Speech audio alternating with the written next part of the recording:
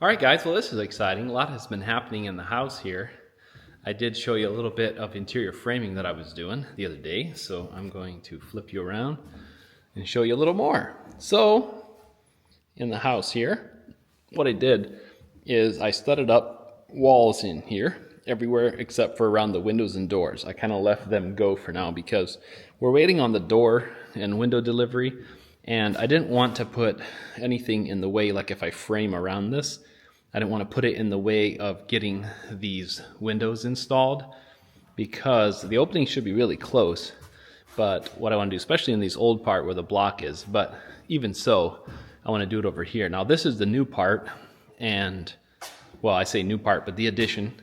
And so one thing that I did as well before I started framing in here, but I decided to insulate these walls and add some plywood for shear strength, and then kind of treat it as its own wall. And then I came over here and framed all this out. But yeah, anything that was close to the windows I left for now. That way I can get the new windows put in, and then I want to frame this new wall kind of right perfect with the other one, so that way it'll make it easier for installing casing and stuff. So nothing is perfectly square, but I kind of had to split the difference on some of this because some of these walls are pretty far out. Like the whole building is a little bit. Found that out when I was doing the subfloor. But overall, really happy how this is turning out. So then, yeah, one thing I did is I got the wall framed here for the kitchen. So it's going to be the kitchen over here. Where the big window is there, where we made it bigger, that's going to be the kitchen sink. So it's kind of a U-shaped kitchen. So I made this wall thicker here because there's going to be some plumbing for a toilet coming down through there, down to the crawl space.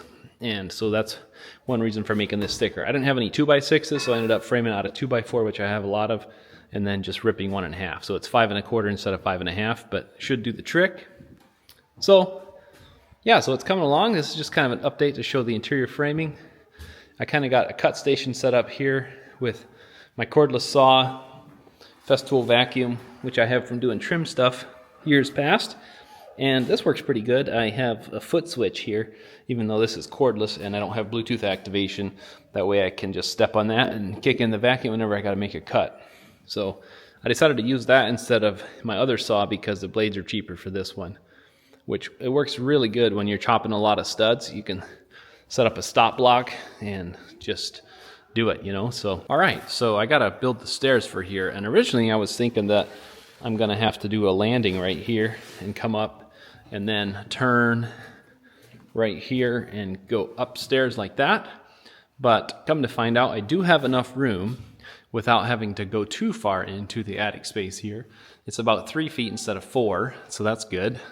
Maybe it's a little over, but I can do it without making it too tight over here by this wall.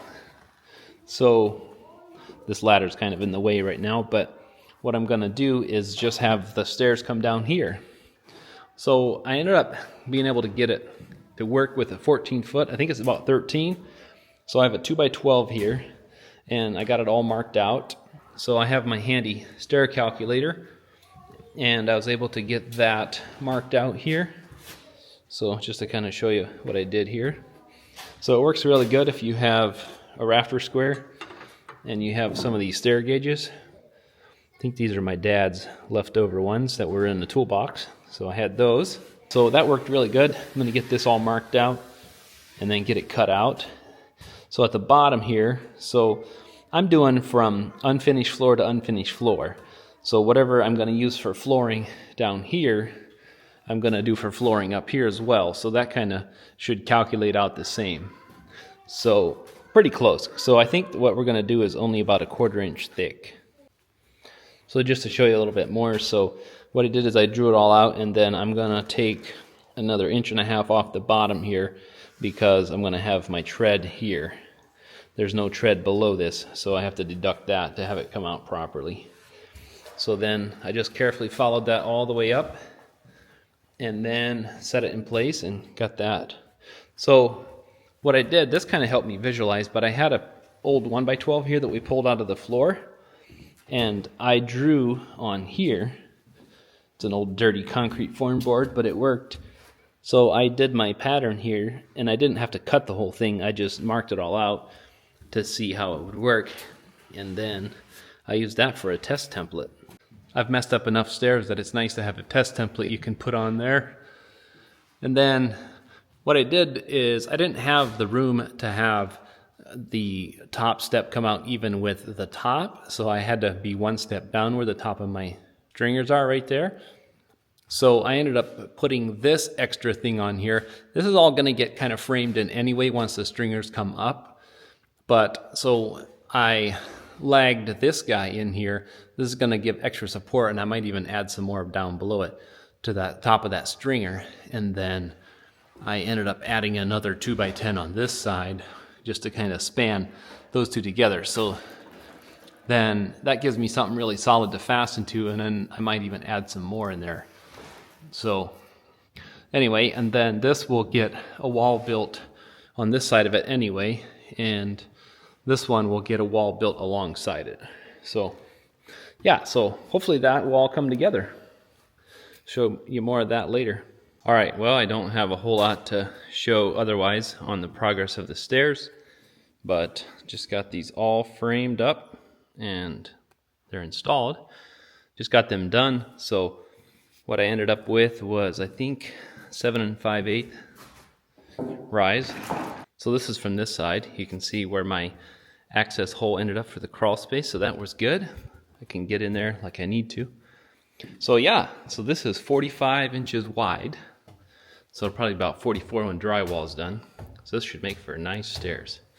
So I can finally come upstairs. It's nice and solid. We've been working up here just visualizing, kind of laying out where the bathroom's going to go. So that's random, but bathroom's going to go in the center here and then bedroom on either side. But yeah, man, super excited to have this in. That's going to be a game changer for accessibility. So yep, so I did some 2x10 yellow pine for the treads and did some leftover Advantech. It's nice to always save your scraps until project is done, because I had all these off rips from the stairs and worked out really good for my risers. So that is kind of the last of the stairs. I didn't show cutting it out because it was very busy and I didn't have time to get my camera and things. But if you want to see how these 2x12s turned out, so got some different glue squeezed out there, but don't really care for the rough framing part. But yeah, I ended up doing 4, so they're 15-inch spacing. They're really nice and solid that way. So yuppers. So that's what I did for now to fasten the top. I'm assuming that this is probably going to plane out with framing straight up at an angle. So I tried to kind of plane this, as you can see there, not come too far down. So I stepped a couple different things, layered some things there to get anchored better to what was there. So it's really nice and solid. But then also there is going to be a wall built on this side of the stairs, right down through here, all the way probably past this stairs here a little bit. And then on this side over here, because this is going to be mechanical room, I think we're going to build a wall on this side of the stairs, but it's going to come up and follow the angle of the stairs. So that'll just make it even stiffer. But I glued everything really good with subfloor glue, which is good to do for squeak free. All that, nailed it really good. So that should be a nice solid stairs.